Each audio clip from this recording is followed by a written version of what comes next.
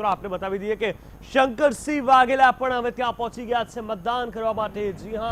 તેમના પર સૌની નજર છે, કારણ કે આ એ વ્યક્તિ છે કે જેનું ગુજરાત રાજકારણમાં એક આગવું મહત્વ હંમેશા રહ્યું છે। કોંગ્રેસ પક્ષ માટે ખૂબ જ મોટા તે ગણાતા હતા આગેવાન, પરંતુ હવે ત્યાંથી ટ્વીટ કર્યા બાદ જે કહેવાય કે કોંગ્રેસમાં આવેલા ભૂકંપનું કેન્દ્રબિંદુ તેમનું રાજીનામું હતું અને ત્યારબાદ શું પરિસ્થિતિ ઉત્પન્ન થઈ આપણે સૌ જાણીએ છીએ, આપણે સૌ જોઈએ છીએ અને કોંગ્રેસ માટે પડતા પર પાટું કેવી રીતે વાગ્યા ત્યારબાદ એ પણ આપણને ખ્યાલ છે। ત્યારે જોવાનું એ રહેશે કે શંકરસિંહ વાઘેલા પોતે કઈ તરફ મતદાન કરે છે, તેમનું શું માનવું છે, તે આજે શું કરે છે, તેમના પર ન માત્ર કોંગ્રેસ પરંતુ કોંગ્રેસ અને ભાજપ બંનેની નજર રહેલી છે।